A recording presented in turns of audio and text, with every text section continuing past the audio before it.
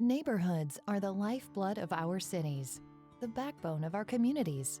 They're where we go to school, play at our parks, and live. Neighborhoods are how we define ourselves, really, where we get our collective culture, shared identity, and sense of place. Strong, vibrant neighborhoods mean stronger and more prosperous cities. But neighborhoods are not frozen in time. Neighborhood stability is affected by trends, like tax foreclosures and population loss, which means a loss of cultural identity. In 2011, stakeholders in the Jefferson-Chalmers neighborhood of Detroit came together and created a neighborhood stabilization plan, a plan designed and led by the community to create a cleaner, safer neighborhood that preserves and enhances its assets. 5 years later, in June 2016, the Michigan Historic Preservation Network partnered with the National Trust for Historic Preservation's Hope Crew and other local organizations to sponsor the first-ever Jefferson-Chalmers block build. This program is designed to help turn the tide of urban blight and community disinvestment by putting equity back into historic neighborhoods. The Block Build one-day event brings together local residents and volunteers to learn restoration techniques from master tradespeople while repairing 5 houses on a single block. So today we've been planning this for at least 6 months. We partner with the National Trust Hope Crew and Jefferson East to do work on 5 surrounding property owners' homes, and we had over 100 people show up today, which is just amazing. And everyone worked so hard and everyone's passionate, and I think this is just the beginning. Craftsmen skilled in historic preservation, instructed landscaping, repointing, stucco, painting and window repair topics, and oversaw the work on each house. A lot of people would trash this. If you look at this weather stripping, it is still perfect. It's great. And it's older and better than most weather stripping you're going to buy. It's going to be thicker than most weather stripping because the metal content today is a lot thinner than it was in the past. You don't have to be an academic to understand preservation. It's basic survival, sustainability. It's basic community obligation. We live in communities and neighborhoods. We have relationships with those people that next door, down the street. It's a part of good neighborism. A project like this benefits the community in many ways. It helps homeowners who need a hand maintaining their historic homes. It also helps volunteers who can take these new skills back to their own homes. I don't have the skill of knowing what flowers to put where, and by me having this gigantic tree, the roots, I couldn't dig the holes, nothing grew.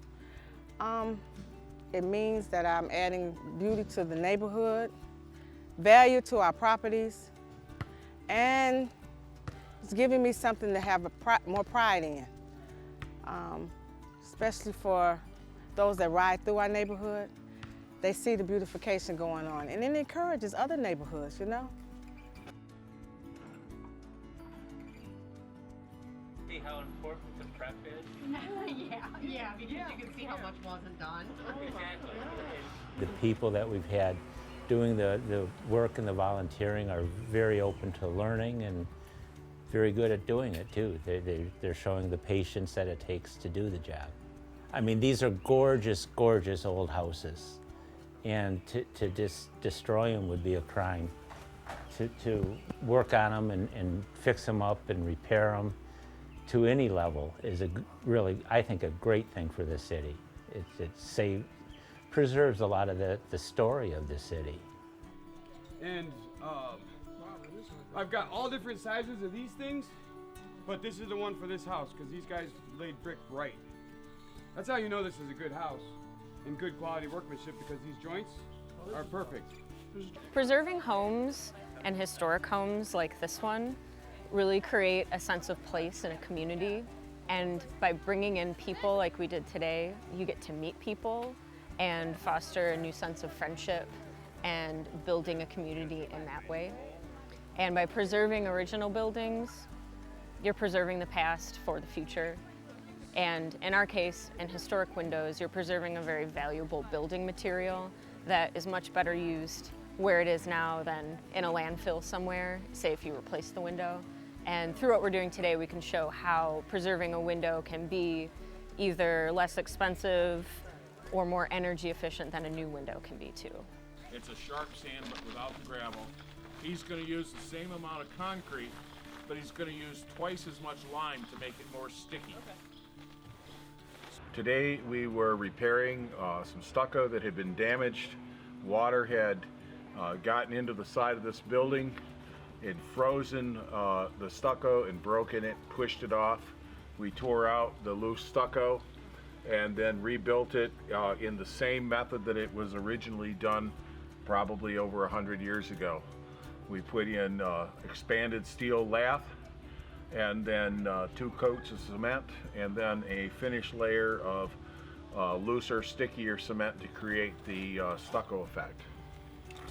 I like the opportunity to get involved with the community and help out where I can, do a little volunteer work here and there, but it's also very good for business to get out and get seen by a whole new group of people that I might not have met before. And I like working with these people, they're great. Detroit is a fantastic treasure.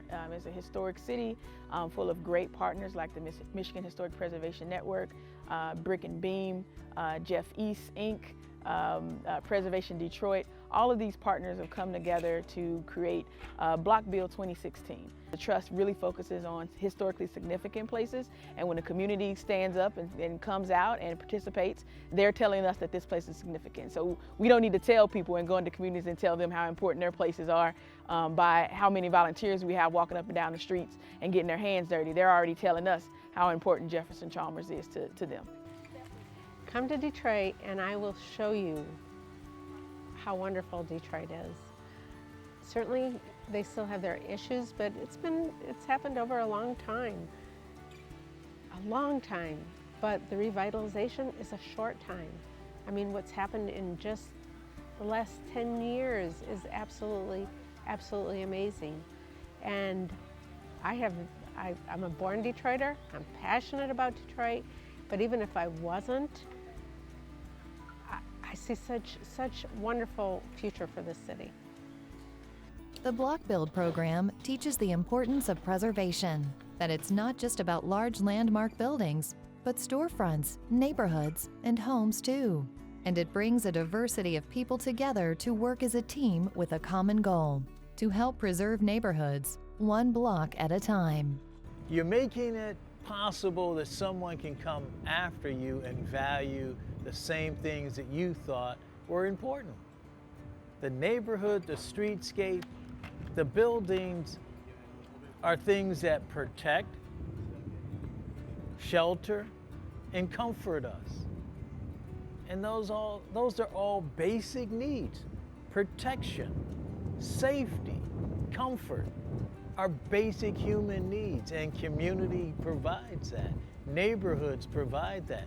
Why not maintain them? It's a common good for all. Because while neighborhoods are vitally important, they all mean something different to each of us. And that's worth saving. My community is people. My community is united. My community is teamwork. My neighborhood is beautiful.